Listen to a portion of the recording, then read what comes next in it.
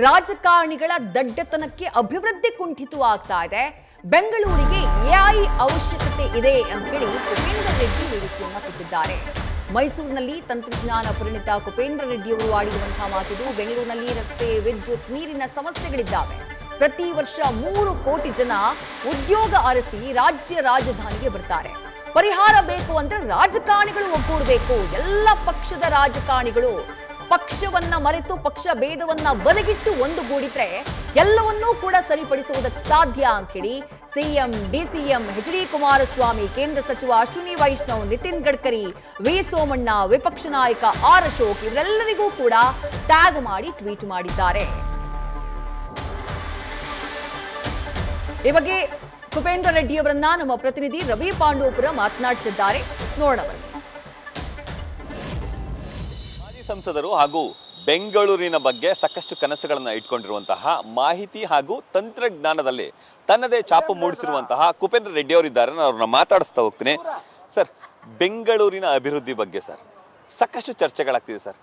ಈಗ ನೀವು ಕೂಡ ಒಂದು ಟ್ವೀಟ್ ಮಾಡಿದ್ರಿ, ಪಕ್ಷಾತೀತವಾಗಿ ರಾಜಕೀಯವಾಗಿ ಯಾರನ್ನು ಕೂಡ ಅಂದ್ರೆ ರಾಜಕೀಯೇತರವಾಗಿ ಎಲ್ಲರೂ ಕೂಡ ಒಗ್ಗೂಡಿ ಬೆಂಗಳೂರಿನ ಅಭಿವೃದ್ಧಿಗೆ ಮುಂದಾಗಿ ಅನ್ನೋ ಒಂದು ಕರೆ ಸರ್. ಯಾಕೆ ಸರ್ ಈಗ ಕರೆ ಬರ್ತಿದೆ? ನಾನು ಇವತ್ತೊಂದು ದಿನ ನಮ್ಮ ದೇಶದಲ್ಲಿ ಆಗ್ತಾ ಇರ್ತಕ್ಕಂಥ ಪ್ರಾಬ್ಲಮ್ಸ್ನ ನಾನು ಎಕ್ಸ್ಪ್ಲೈನ್ ಮಾಡೋಕ್ಕೆ ಇವತ್ತು ನೋಡಿ, ಈ AI ಬಂದ ಮೇಲೆ ಈ ChatGPT ಇವೆಲ್ಲ ಬಂದು, ಈಗ ಫಾರ್ ಎಕ್ಸಾಂಪಲ್ ಹೇಳಬೇಕಾದ್ರೆ ಈ ಫುಡ್ ಕಂಪನಿಗಳೆಲ್ಲ ಇತ್ತಲ್ಲ, ಝೊಮ್ಯಾಟೊ ಆಗಿರ್ಬೋದು, ಇವಾಗಿರ್ಬೋದು, ಸ್ವಿಗ್ಗಿ ಆಗಿರ್ಬೋದು, ಝೆಪ್ಟೋ ಆಗಿರ್ಬೋದು, ಇವ್ರದ್ದು ಎಲ್ಲರದು 450 ಕೋಟಿ ರೂಪಾಯಿ ಅವರು ವರ್ಷ ತಿಂಗಳಿಗೆ ಸ್ಯಾಲ್ರೀಸ್ ಕೊಡ್ತಿದ್ರು. ಈಗೇನಾಗಿದೆ, ಅವರು ಏನು ಯೂಸ್ ಮಾಡಿಕೊಂಡು 120 ಕೋಟಿ ರೂಪಾಯಿ ಮಾಡ್ತಾರೆ. 120 ಕೋಟಿ ರೂಪಾಯಿ ಮಿಕ್ಕಿದ್ದೆಲ್ಲ ಲೇಬರ್ ಹೋಯ್ತು. ಅವ್ರು ಏನು ತಿಂತಾರೆ? ಎಂಪ್ಲಾಯ್ಮೆಂಟ್ ನಾವು ಇಂಡೈರೆಕ್ಟಾಗಿ ಕಳ್ಕೊತಾ ಇದ್ದೀವಿ. ನಮ್ಮ ರಾಜಕಾರಣಿಗಳು ಇನ್ನೂ ಅರ್ಥ ಮಾಡ್ಕೊಳ್ತಿಲ್ಲ. 120 ಕೋಟಿ ರೂಪಾಯಿ ಯಾರು ಅರ್ನ್ ಮಾಡಿದ್ರು? ಫಾರಿನ್ನವ್ರನ್ನ ಅರ್ನ್ ಮಾಡಿದ್ರು. ಇಂಡೈರೆಕ್ಟಾಗಿ ಅವ್ರಿಗೆ ಹೋಗ್ತಾ ಇದೆ ದುಡ್ಡು, ನಮಗೆ ಬರ್ತಾ ಇಲ್ಲ. ನಮ್ಮಲ್ಲಿ ಇರುವಂಥ ಟ್ಯಾಲೆಂಟು, ಬೆಂಗಳೂರಿಗಿರುವಂಥ ಟ್ಯಾಲೆಂಟು ಇಡೀ ನಮ್ಮ ದೇಶಕ್ಕೆ ಅಲ್ಲ, ವರ್ಲ್ಡಲ್ಲಿ ಯಾರಿಗೂ ಸಾಧ್ಯ ಇಲ್ಲ. ಅಷ್ಟು ಟ್ಯಾಲೆಂಟ್ ಇಲ್ಲಿದ್ದಾವೆ. ಸಪೋರ್ಟ್ ಮಾಡೋವಂಥವ್ರು ದೊಡ್ಡ ದೊಡ್ಡ ಇನ್ವೆಸ್ಟರ್ಸೂ ಇಲ್ಲಿದ್ದಾರೆ.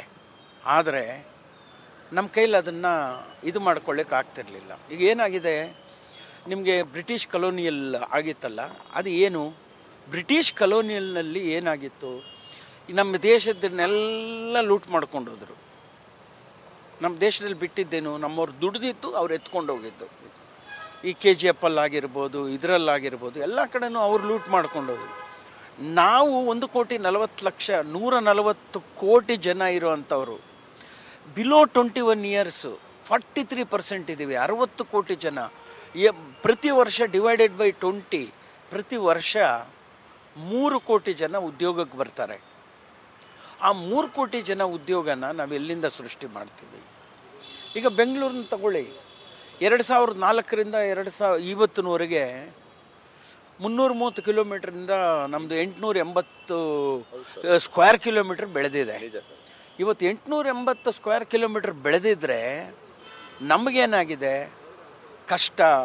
ಜನಗಳಿಗೆ ನಿಮಗೆ ಟ್ರಾಫಿಕ್ ಸಮಸ್ಯೆ ಆಗಿರ್ಬೋದು, ಇನ್ಫ್ರಾಸ್ಟ್ರಕ್ಚರ್ ನೀರಿನ ಸಮಸ್ಯೆ ಆಗಿರ್ಬೋದು, ಎಲ್ಲ ಥರದ ಸಮಸ್ಯೆಗಳು ನಮ್ಮಲ್ಲಿ ಬಂದು ಹತ್ಕೊಂಡಿದ್ದಾವೆ.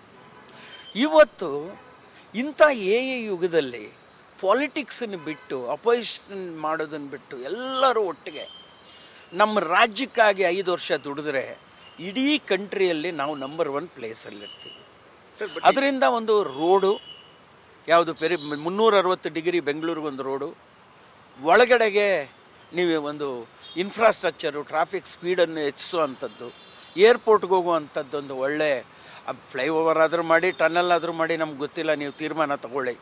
ಬಟ್ ನಾವು ಹಾಕಿದ ದುಡ್ಡು ವಾಪಸ್ ಬರ್ತದೆ ಇನ್ಫ್ರಾಸ್ಟ್ರಕ್ಚರಲ್ಲಿ. ಬಟ್ ನೀವು ಬರ್ನ್ ಮಾಡ್ತಾ ಇರೋಂಥ ಪೆಟ್ರೋಲು ಅದಕ್ಕಿಂತ ಕಾಸ್ಟ್ಲಿ ಇದೆ. ಆ ಸಮಸ್ಯೆ ಏನಾಗ್ತಾ ಇದೆ ಅಂತೇಳಿದರೆ, ಇವತ್ತಿನ ದಿನ ಪೊಲ್ಯೂಷನ್ ಆಗಿ ಇಡೀ ಸಿಟಿ ಆ ಪೊಲ್ಯೂಷನ್ನಲ್ಲಿ ಮುಳುಗ್ತಾ ಇದ್ದಾವೆ. ಡೆಲ್ಲಿ ಆಗಲೇ ಸತ್ತೋಯ್ತು. ಬೇರೆ ಬೇರೆ ಸಿಟಿಗಳೆಲ್ಲ ಮುಗೀತು ಕೆಲಸ. ಇವತ್ತು ನಾವು ಟ್ರಾಫಿಕ್ ಮಾಡಿ ದಿನ ಇಷ್ಟು ಪೆಟ್ರೋಲ್ ಖರ್ಚು ಮಾಡಿದ್ರೆ ನಮ್ಮ ನಮ್ಮ ನಮ್ಮ ನಮ್ಮ ಸಿಟಿ ಏನಾಗ್ತದೆ?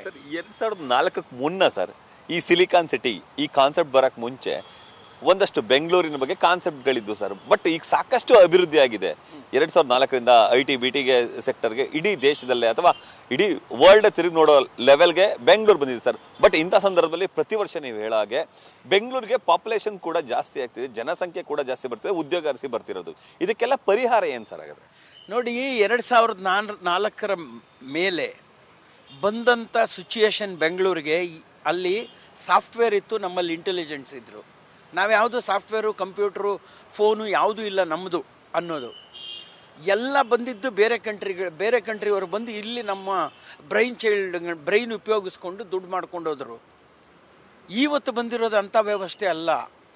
ಇವತ್ತು ಬಂದಿರೋದು ಒಂದು AI ಅನ್ನೋದು ಇಡೀ ದೇಶದ ಸಂಪತ್ತನ್ನು ಇಂಡೈರೆಕ್ಟಾಗಿ ಲೂಟಿ ಮಾಡ್ತದೆ. ಭವಿಷ್ಯದ ಭವ್ಯ ಬೆಂಗಳೂರಿನ ಕಟ್ಟಲಿಕ್ಕೆ ಎಲ್ಲರೂ ಕೂಡ ಒಗ್ಗೂಡಿ ಅನ್ನೋ ಕರೆಯನ್ನು ಕೊಡ್ತಿದ್ದಾರೆ. ಕ್ಯಾಮ್ರಾಮನ್ ವಿನಯ್ ಜೊತೆ Ravi Pandavapura, news first, Mysuru. News first, ನಿರ್ಭೀತಿಯಿಂದ ನಿಮ್ಮ ಪರವಾಗಿ.